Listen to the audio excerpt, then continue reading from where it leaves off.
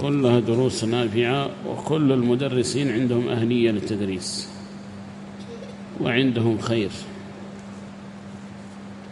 وإن تجدوا هذا في الجامعات، تجلس 4 سنوات في ابن عقيل ودرسوا أوضح المسالك وفشلوا الطلاب ما فهموا، رجعوهم إلى ابن عقيل، وهم بالجامعة ما فهموا أوضح المسالك.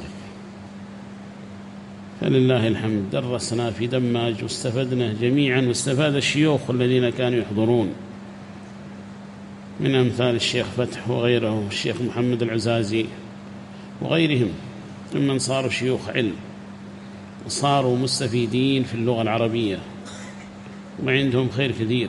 وصبرنا عليه سنوات، نحو 4 سنين أو أقل، باعتبار ما كنا نأتي هنا البلاد ونجلس 4 أشهر و6 أشهر مع التقطع الحاصل، وحصل خير كثير، بركة بركة. أما هذه الدراسة الممنهجة على النظام المعروف المدارس النظامية، فالفصل الدراسي الأول جزء، والفصل الدراسي الثاني جزء، ولا تعلق لك بالجزء الأول الذي مر عليك، ما لك دخل فيه، وهكذا إلى الأخير. كلما تجاوزت جزءا فإن الجزء الأول الذي انتقلت منه لا تعلق لك به في الجزء الثاني.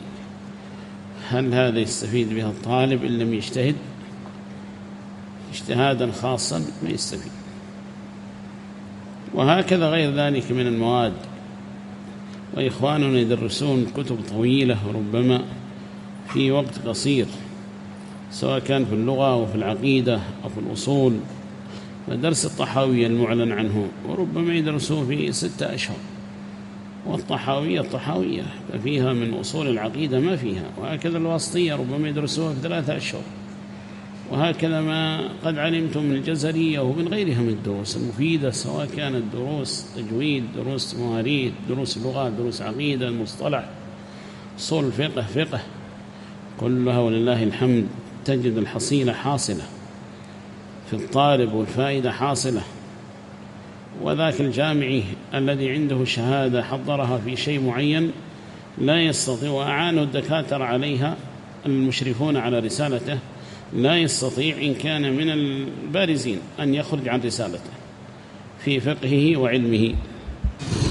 تجد السني عنده من العلوم والفنون المختلفة، ففي العقيدة عقيدة، وفي الفقه فقه، وفي اللغة لغة، وفي المصطلح عنده ما يكفيه مما يجعله يحكم على هذا حديث صحيح وحديث ضعيف، وهكذا غير ذلك من العلوم.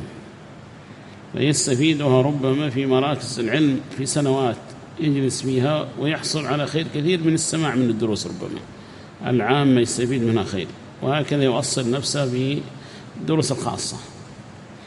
فبركة حاصلة، بركة بركة.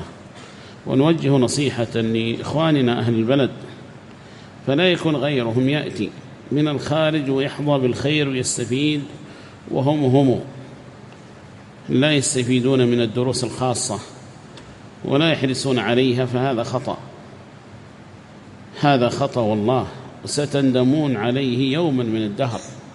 ولا تيأس من نفسك وتقول قد خبرت سني، لا والله، فإن الصحابة طلبوا العلم كبارا وبرزوا فيه، جل الصحابة طلبوا العلم كبارا وبرزوا فيه وحفظوه وبلغوه.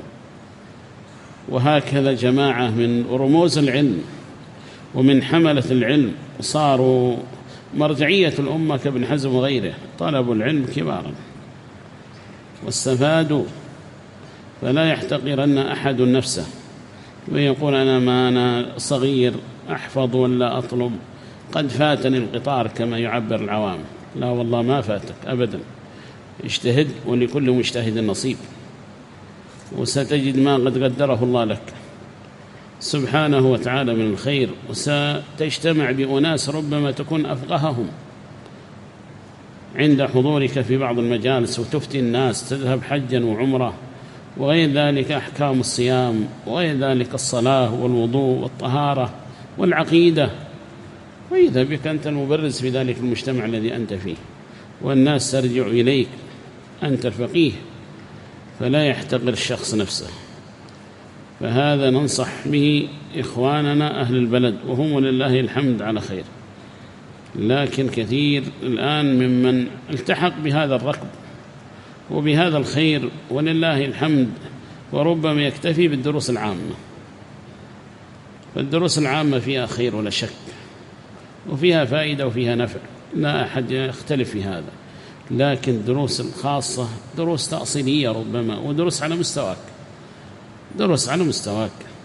وتجد درس في الوضوء، تجد الدرس في صفة صلاة النبي صلى الله عليه وسلم، تجد الدرس في العقيدة ومبادئ العقيدة، وتجد درس في القراءة والكتابة